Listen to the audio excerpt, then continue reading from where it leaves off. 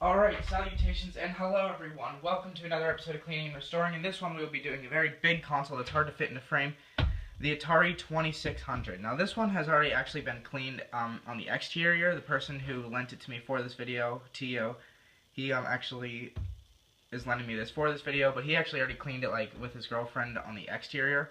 So I'm just going to give it a thorough cleaning on the interior. Now these ones are usually pretty simple to do, except the fact that they have this little whammy right here, which is the wire that actually connects to it. It doesn't plug in to the console, it connects to it, which is kind of annoying, but it's pretty easy to get past. So if you flip it over, and one thing you should note, keep it in the off position at all times. And when you're turning it over like this, you got to be very careful setting it down, because you're, at this point right now, the way it's sitting on top of all the switches on the front.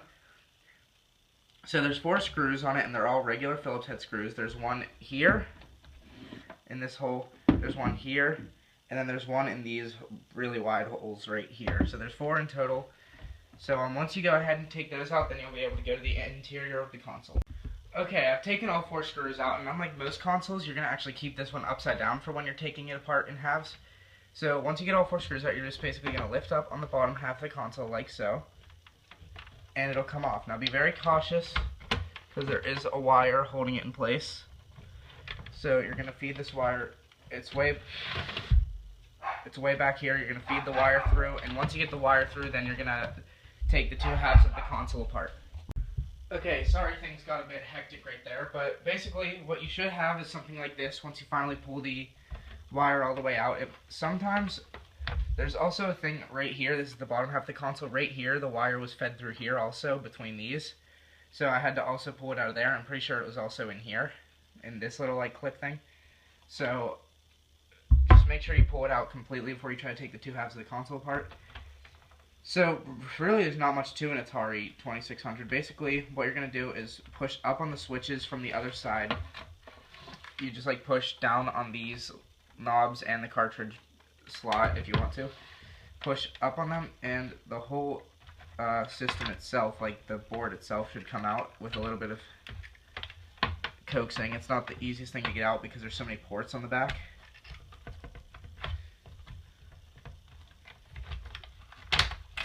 Alright, there we go. But once you get it out, this is your board itself. And you can push, if any foam things like came off on the switches, you just push them back down. And here's the top half of the console. Again, not much to an Atari 2600. What you can do though, is there's little clips right here and here, here, and here. You can push those down. Actually, I don't even know if I can push them down. They're really tight.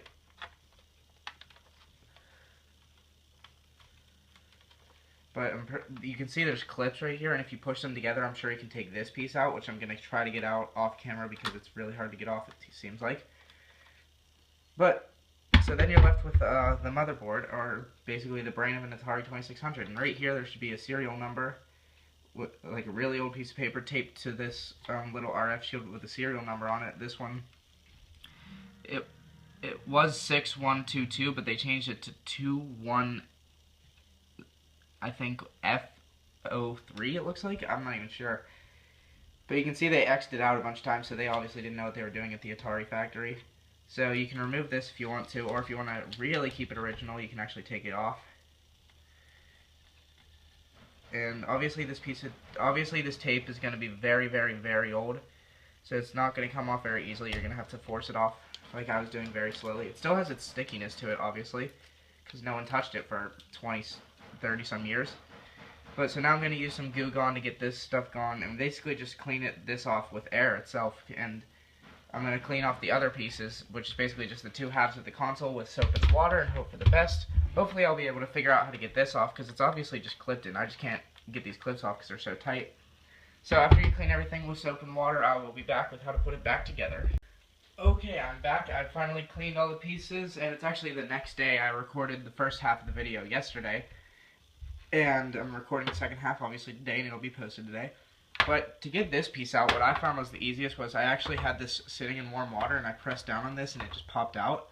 I'm not sure what I did though, because it doesn't seem like it wants to come out now. I don't know what I did, honestly. I just pushed on it, and I didn't even mean to push on it hard. I think it came out this way, actually. I pushed on it like this, and it just popped out. I didn't try to pop it out, it just kind of happened. So, I guess on that note, let's put this thing back together. So, the first thing you're going to do is take the top half, which is obviously the half that looks like this, and flip it over. And I'm trying to figure out a way that this will fit on screen, but it won't because this is such a big console. And you're going to take the motherboard and make sure you get your wire out of the way, and make sure your wire is untwisted whenever we're putting this all back together. And you're just going to kind of drop it into place like this, making sure that all the ports line up and all the thumbsticks, all the little like joysticks and knobs line up. And this will probably take a bit of maneuvering to get it right, but it should go in fairly easy, honestly. That didn't take much effort at all for me to get it in. And sadly, there's no screws that hold this in place, so you're going to want to make sure you keep it lined up correctly. And you're going to take the top half of your console, and to remember, the way I remember to do it is that when you put it together, this end with the little corner with the hole in it has to line up top over here. That's how I always remembered it. So you're going to flip it over like so. But before you put it back together, you're going to take your cord and feed it back through the hole, as you can see I'm doing here. I hope you can see this. And then you're going to pull it all the way back through.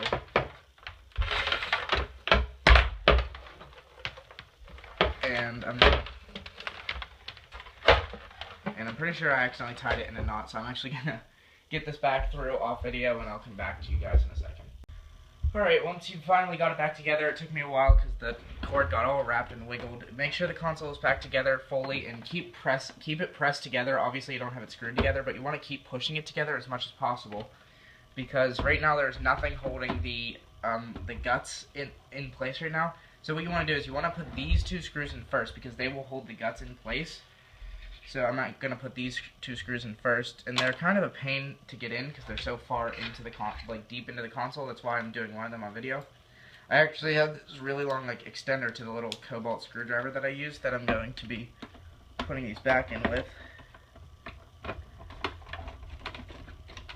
But once you get at least one of these screws in, you're going to be a lot safer because the guts of it are now screwed into place, at least in one spot.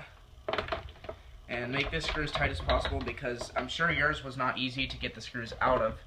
So that's what you want it to be like. You want it to be extremely hard to get the screws out of it again. Alright, so I'm going to put all 4 screws back in off video so you guys don't get too bored, so I'll be right back once again. Alright, once you've screwed it back together, everything should have fit together pretty easily, and your Atari 2600 should be completely back together, and you can test all your switches to make sure they all work. And turn it around and make sure all your ports lined up correctly and that they're all in the correct place. And that's pretty much it. Make sure the wire's through the same hole that it started in, but I don't understand how you could have put it anywhere else. And that's pretty much it for this video. So, the next episode I will be doing a GameCube, which is, I'm warning you guys now, if you're going to try to clean and restore a GameCube, be cautious because it's very difficult. But, that's pretty much it for this video. So if you like the video, please leave a like or subscribe, and you can check out my other videos on this channel. So, thank you guys again, and I'll see you next time.